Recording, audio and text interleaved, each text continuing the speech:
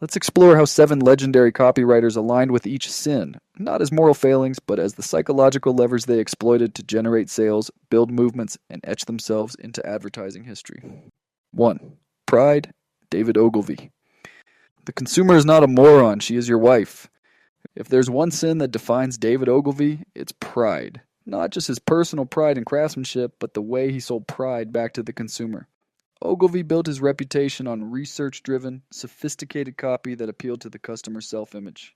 Think about the Rolls-Royce ad that made him famous. At 60 miles an hour, the loudest noise in this new Rolls-Royce comes from the electric clock. This was not just about luxury, it was about status, refinement, and self-respect. Ogilvy knew that people don't buy cars or suits or perfumes, they buy a reflection of themselves. He stoked the sin of pride by showing consumers how a product confirmed their superior identity. So how did he do it? Ogilvy had a knack for elevating the reader's self-perception. He framed every purchase as proof of sophistication. And he used research to lend authority, which appealed directly to intellectual pride. His genius was that he never spoke down to the audience. He spoke up to their egos. His copy often said, "You're already distinguished." And this product simply proves it. 2. Greed, Claude Hopkins. The only purpose of advertising is to make sales. Claude Hopkins, author of Scientific Advertising from 1923, practically invented the modern notion of direct response. His sin was greed, the consumer's desire to get maximum value, rewards or returns with minimal risk. Hopkins pioneered coupon codes, samples, and risk-free trials. He understood people's insatiable hunger for a deal. The free toothpaste sample, the money-back guarantee, the promise of multiplying results, these are Hopkins' fingerprints. When he sold Schlitz beer, he didn't say, "Our beer tastes great." He gave people the inside story of purity and filtration methods that no competitor had explained, even though they all used them. The greed here wasn't just monetary, it was informational. Consumers felt they were getting a secret edge. Hopkins mastered the art of freebies, risk reduction, and giving people something for nothing. He positioned benefits as exclusive discoveries that nobody else was talking about, and he sold abundance, always more than what the consumer thought was even possible. Hopkins weaponized greed, not as a moral flaw, but as a consumer expectation. Why shouldn't you get more for less? 3. Lust, Joseph Sugarman. Every product has a story, you just have to discover it. Joseph Sugarman, author of Triggers and the Adweek Copywriting Handbook, was a master of lust, not just sexual desire, but the lust for novelty, excitement, and sensory pleasure. Sugarman's legendary ads for blue blocker sunglasses are perfect examples. He didn't just sell sunglasses, he sold the intoxicating thrill of slipping them on. The world became sharper, colors more vibrant, and strangers more attractive. His copy ignited the sensory imagination. The sky looks bluer, the grass greener, and the world more beautiful than you ever imagined. That's lust, desire heightened by imagination. Sugarman made people crave the emotional high of the product before they ever touched it. What was his secret? Sugarman painted vivid sensory imagery in every line. He used storytelling to dramatize the experience, turning simple products into adventures. And he created desire for transformation, not just utility. His ads often read like mini romances, an encounter, rising tension, a climax, the irresistible benefit, and satisfaction. Lust sublimated into product desire. 4. Envy, Gary Halbert.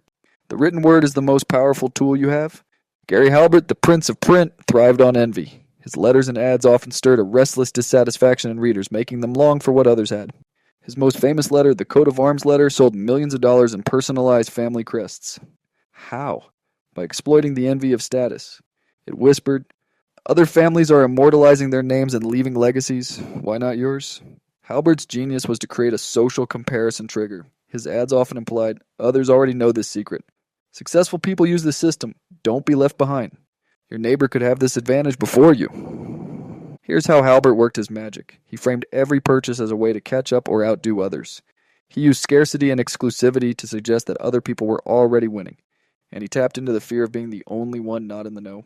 Halbert didn't just sell products. He sold the removal of inferiority. He made readers feel that without his offer, they'd always be lagging. 5. Gluttony, Eugene Schwartz. Copy is not written. Copy is assembled.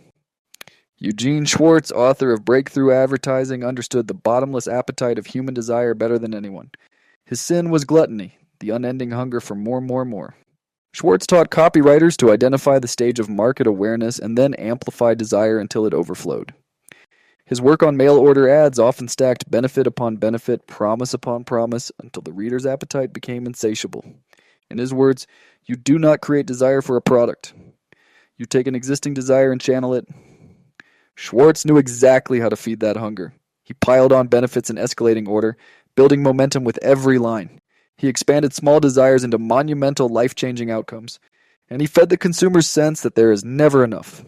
If Hopkins gave people a taste, Schwartz gave them a buffet. He tapped into gluttony by showing how one product could satisfy dozens of cravings at once. 6. Wrath, Dan Kennedy. The most dangerous number in business is 1. Dan Kennedy is known for his hard-hitting, no-nonsense direct response copy. His sin is wrath, the righteous anger he often stirs in his readers. Kennedy understood that anger motivates. He often framed products and services as the solution to injustice. The system is rigged against you. The government, the banks, the elites, they want to keep you poor. Here's how you fight back. By positioning the reader as a victim of unfair forces, Kennedy sold empowerment. His copy weaponized frustration and channeled it into decisive action.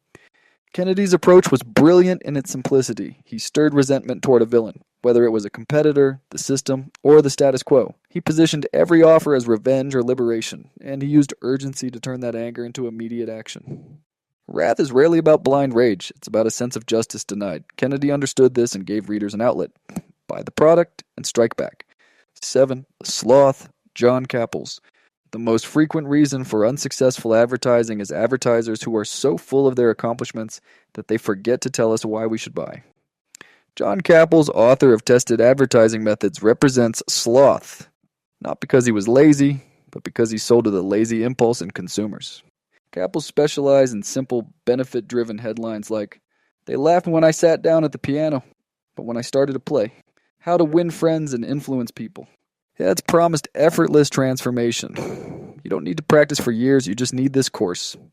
You don't need to struggle socially, just read this book. Caples understood what people really wanted. He emphasized simplicity and ease of use at every turn. He reduced the effort needed to achieve any goal. And he used how-to headlines to shortcut the entire journey. Caples tapped into the universal desire to skip hard work and still reap rewards. His genius lay in making monumental changes seem accessible with minimal effort. The 7 deadly sins may be framed as vices, but in the hands of legendary copywriters, they became the levers of persuasion. Pride, greed, lust, envy, gluttony, wrath, and sloth are not just flaws. They are human constants. They are the emotional undercurrents driving decisions, purchases, and behaviors. Rather than condemning these sins, these copywriters embraced them as psychological truths. Their ads worked because they didn't fight human nature. They aligned with it. And in doing so, they not only sold millions of dollars worth of products, but also etched timeless lessons for anyone seeking to move an audience. In the end, copywriting is less about writing and more about channeling. These 7 masters prove that when you understand what really drives people, their hidden sins, you can make them move, act, and buy.